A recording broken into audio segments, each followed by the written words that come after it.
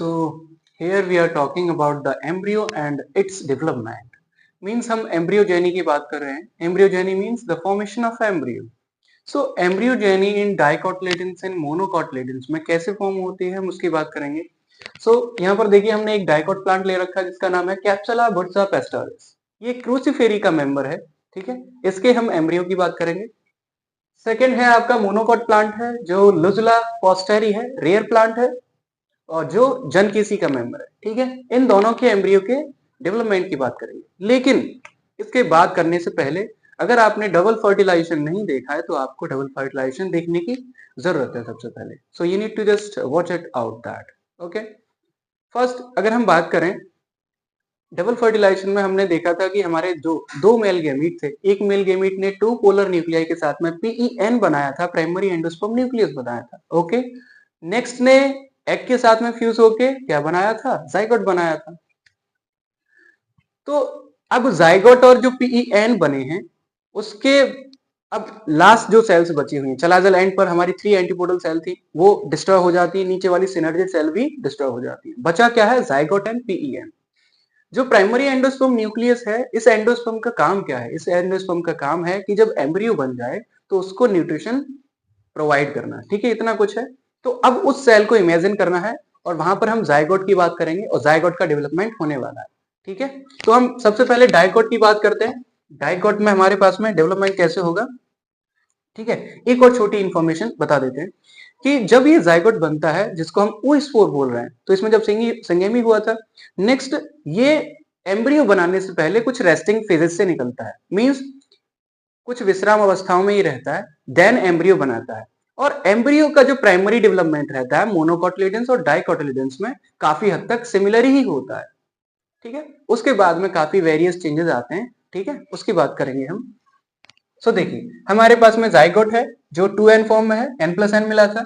तो ये 2n form क्या करता है जाइगोट, ये थोड़ा सा बड़ा होके ये एक अपने आसपास में एक लेयरिंग बना लेता है. ये सेलुलोज की लेयर होती है, सेलुलोज की एक वॉल बना लेता है, थोड़ा सा बड़ा होके सेलुलोज की वॉल बना लेता है. ठीक है, अब फर्दर इसमें एक ट्रांसवर्स डिवीजन होता है, जाइगोट में एक ट्रांसवर्स डिवीजन होता है जिससे कि ये दो पार्ट में बढ़ जाता है. ट्रांसवर्स समझते हैं ना, ऐसे करके. ठीक है, तो ट्रांसवर्स डिवीजन हुआ तो और ये दो सेल में बढ़ गया. एक पहली सेल को बोलते हैं बेसल सेल और सेकेंड सेल को बोलते हैं टर्मिनल सेल. जो अपर सेल होती है उसको बेसल सेल बोलते हैं, ये माइक्रोपाइलर एंड की तरफ होती है, माइक्रोपाइलर एंड की तरफ, ये चलाजल एंड की तरफ. ठीक है, ये ध्यान रखना, पूछा जा सकता है कि बेसल सेल किधर होती है.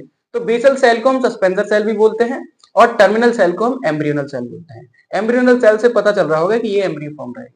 ठीक है, नेक्स्ट क्या होता है कि बेसल सेल में एक ट्रांसफर डिवीजन होता है और टर्मिनल सेल में एक वर्टिकल डिवीजन होता है.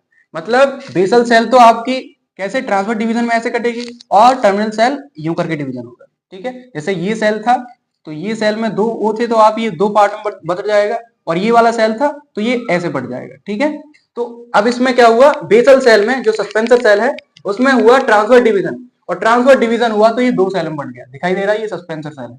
क्या है, ये सस्पेंसर सेल. ठीक है, लिख लेना ये सस्पेंसर.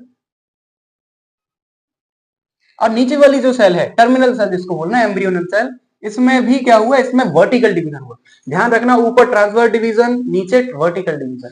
तो ये कौन सी अपनी टर्मिनल सेल है. ओके, समझ में आया. अगर आप इसको देखें, अगर आप उधर की तरफ से देखें तो कुछ टी शेप का दिखाई दे रहा है, उल्टी टी का. देखो इधर से देखेंगे तो टी शेप का है. देखो हो सकता है कि आपने कहीं पढ़ा हो कि बेसल सेल नीचे थी, टर्मिनल सेल ऊपर थी. आपको स्ट्रक्चर बिल्कुल एक तरीके से अटेंटिव तरीके से सीख लेना है, वो भी ठीक है ये भी ठीक है. ओके, सो कंफ्यूज नहीं होना है. तो अब क्या है, ये देखो उल्टा टी दिखाई दे रहा है, टी शेप का. तो इसको हम बोलते हैं 4 celled T shape proembryo. Means 4 cell का बना हुआ है और इसको प्रो एम्ब्रियो बोल रहे हैं, टी शेप का है. प्रो एम्ब्रियो माने यंग एम्ब्रियो बना हुआ है. अब देखो, अब होता क्या है, इसी सस्पेंसर सेल में, इसी वाली सस्पेंसर सेल में इसमें बहुत सारे टीएस होते हैं. दोबारा से क्या रहता है, दोबारा से ट्रांसफर डिवीजन रहते हैं, कई सारे होते हैं.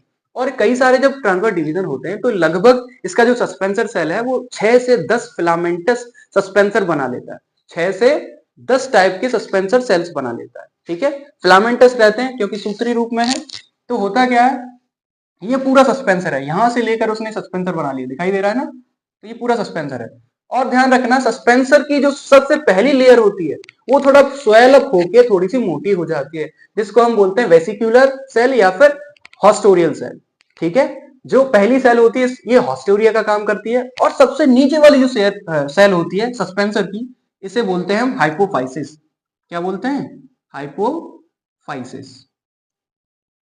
ये हाइपोफाइसिस सेल होती है, यही आगे जाके रेडिकल फॉर्म करती है, यही आगे जाके क्या करती है? रेडिकल फॉर्म करती है। ये हाइपोफाइसिस और क्या काम करती है? सस्पेंसर का पूरे का काम ही क्या है? इस सस्पेंसर का काम है कि पहले तो ये सस्पेंसर सेल एम्ब्रियोनल सेल्स को नीचे धकेलती चली जाती है क्योंकि डिवीजन हो रहा होता है, और दूसरा काम रहता है कि ये न्यूसेलस से फूड को लेती हैं और एम्ब्रियो को दे देती हैं, बाद में ये सस्पेंसर सेल डिस्ट्रॉय हो जाती है। ठीक है, ये काम रहा सस्पेंसर सेल का। इतनी बात समझ में आई? अब देखो ये जो हमारे पास में क्या था, जो टर्मिनल सेल थी, टर्मिनल सेल हमारे पास में 2 सेल्स में डिवाइड हो गई थी, इसमें भी ट्रांसफर डिवीजन हुआ, और ट्रांसफर डिवीजन हुआ तो हमारे पास में जो जो न्यूक्लियस है वो कितने हो गए? ये आपका 4 सेल में बट गया, मींस 4 एम्ब्रियोनल सेल बना लेता है। 4 एम्ब्रियोनल सेल किसने बनाई? टर्मिनल सेल ने। तो टर्मिनल सेल ने 4 एम्ब्रियोनल सेल बना लिए। ठीक है, ध्यान रखना, by the division of transfer division. अब नेक्स्ट देखते हैं हम क्या है कि यहां पर अगर यहां की बात करें, अब आगे क्या रहता है कि अब ये हमारे पास में टर्मिनल सेल तो है, अब टर्मिनल सेल में दोबारा से ट्रांसफर डिवीजन होते हैं, और दोबारा से ट्रांसफर डिवीजन होता है तो ये 4 सेल की 8 सेल बना लेता है। 4 सेल की 8 सेल। अब ये समझ में नहीं आ रहा होगा, अरे बता देते हैं। देखो एक्चुअल में आपके पास में क्या था, पहला तो समझ में आया होगा, 2 सेल से 4 सेल आया था। ठीक है, अब क्या होगा कि हमारे पास में 4 सेल से ये डिवीजन कुछ इस प्रकार का होता है। ये हमारे पास में 4 सेल थी, तो इसमें जब दोबारा से ट्रांसफर डिवीजन कैसे हुआ है, ये डिवीजन कुछ इस प्रकार से होता है। ठीक है, जिसमें ये 4 सेल अंदर बन जाती है, तो हो गई ना 4 और 4 8। ठीक है, ध्यान रखना हाइपोफाइसिस के नीचे, ये जो हाइपोफाइसिस है इसको यहां पर लिख लो, ये जो हाइपोफाइसिस है इसके नीचे वाली 1 2 3 4 इन लेयर को बोलते हैं हम हाइपोबेसल सेल।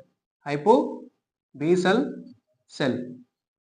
ठीक है, और इसके नीचे वाली 4 सेल है ये वाली, इनको बोलते हैं हम एपीबेसल सेल। Epibasal cell. ध्यान रखना हम इनको बोल रहे हैं, ये वाली 4 सेल हैं जो हाइपोफाइसिस के नीचे 4 सेल हैं, इनको बोलते हैं हम हाइपोबेसल। क्या? हाइपोबेसल। और नीचे वाली को एपीबेसल। अब इंपॉर्टेंट चीज ध्यान रखना, यही हाइपोबेसल सेल, ये जो हाइपोबेसल सेल है ये क्या बनाएंगी? ये रेडिकल बनाएंगी, और आपका यहां पर एक हाइपोकॉर्टाइल का फॉर्म करेंगे। मींस रेडिकल और हाइपोकॉर्टाइल का फॉर्मेशन कौन करती है? Hypobasal cell. और वहीं एपीबेसल सेल किसका फॉर्म करेंगे? वो प्लम्यूल को फॉर्म करेंगी और कॉटिलिडन को फॉर्म करेंगी। ठीक है, कॉटिलिडन को फॉर्म करेंगे। ठीक है, इतनी बात समझ में आई होगी। और ध्यान रखना ये कुछ 8 सेल का होता है, इसीलिए हम इसे ऑक्टेंट स्टेज बोल देते हैं।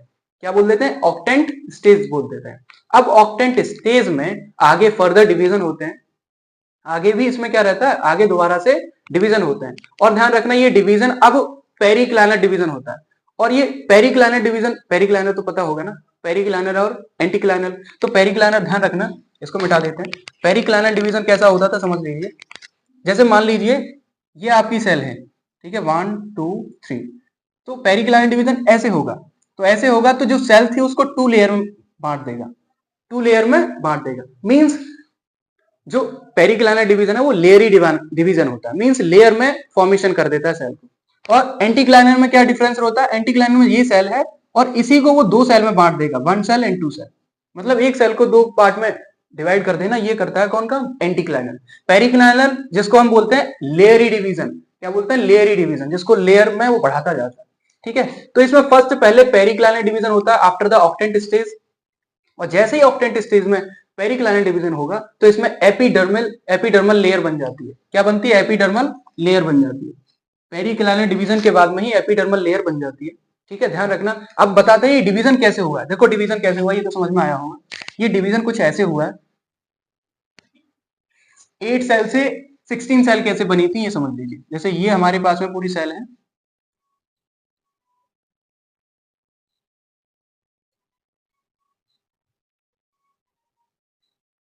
ये सभी में एक एक न्यूक्लियस होगा।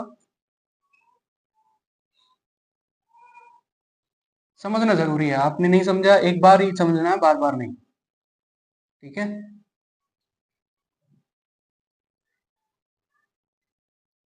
8 इसके अंदर हो जाएगा, ठीक है। तो ये 8 सेल अंदर हो गई और 8 सेल बाहर हो गई, मतलब हो गई ना 16। तो ऐसे ही कुछ डिवीजन होता है और इसके बाद में पेरिक्लाइनर डिवीजन हो जाता है, जिसमें लेयरी डिवीजन हो जाता है। इसमें लेयर बन जाती है, कौन सी लेयर है आपकी?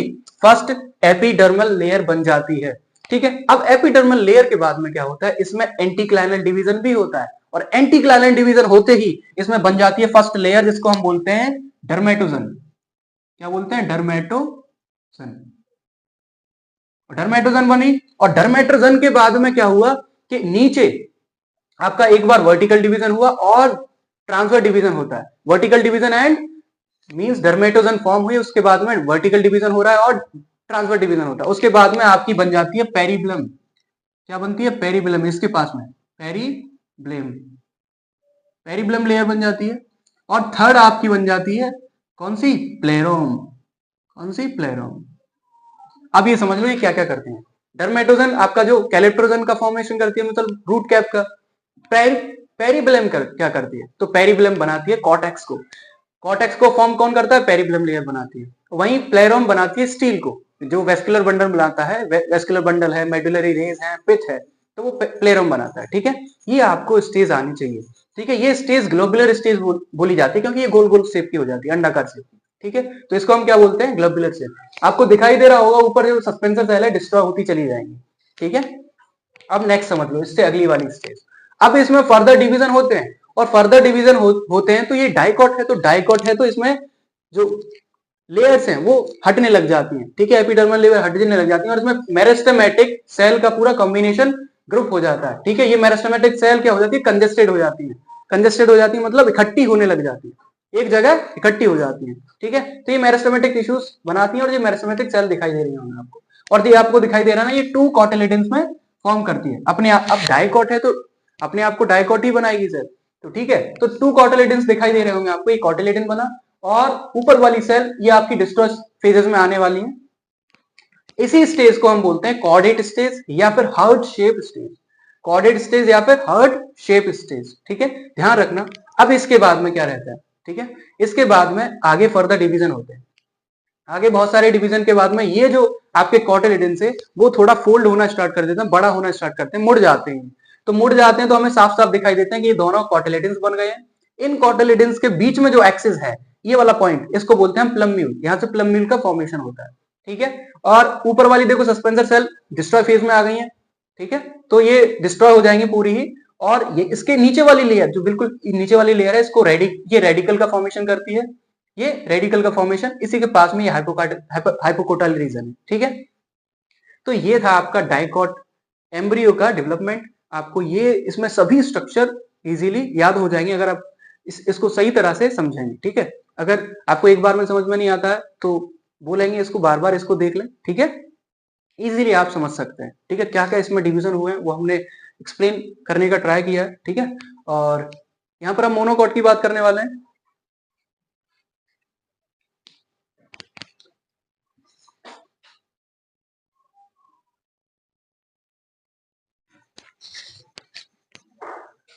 हम यहाँ पर मोनोकॉट एम्ब्रियो के डेवलपमेंट की बात कर रहे थे। हमारे पास में जाइगोट है जो डिप्लॉयड स्टेज में है, मींस ट्विन फॉर्म में है। ये तो हमने पहले ही डिस्कस करा था कि मोनोकॉट और डाइकॉट में प्रारंभिक जो स्टेज रहती हैं, जो आपकी बिगिनिंग स्टेज रहती है एम्ब्रियो की, डेवलपिंग स्टेज, वो सिमिलर ही होती है। तो सबसे पहले क्या हुआ, इसी डाइकॉट, इसी जो हमारे पास में डिप्लॉयड स्टेज है जाइगोट की, इसमें क्या होगा? ट्रांसफर डिवीजन होगा। और ट्रांसफर डिवीजन हुआ तो ये 2 सेल में डिवाइड हो गया, एक बेसल सेल है और दूसरी टर्मिनल सेल, ठीक है। बेसल सेल ध्यान रखना, ये माइक्रोपाइलर एंड की तरफ है, ये चैलाजल एंड की तरफ है, ठीक है। अब क्या होगा कि इस टर्मिनल सेल में, बेसल सेल में नहीं, टर्मिनल सेल में दोबारा से ट्रांसवर्स डिवीजन होगा। तो ट्रांसवर्स डिवीजन हुआ तो ये जो टर्मिनल सेल है ये 2 सेल में डिवाइडेड हो गया। तो पहली बेसल सेल बनी, सेकेंड आपकी मिडिल लेयर बोल देते हैं, मिडिल सेल, और थर्ड है आपकी टर्मिनल सेल, ठीक है, याद रहेगा। अब इस टर्मिनल सेल में आगे, अब ध्यान रखना, इस बेसल सेल में आगे डिवीजन नहीं होगा। आगे बेसल सेल में डिवीजन नहीं होगा, 2 से ही आपका काम बनने वाला, मिडिल सेल से और टर्मिनल सेल से।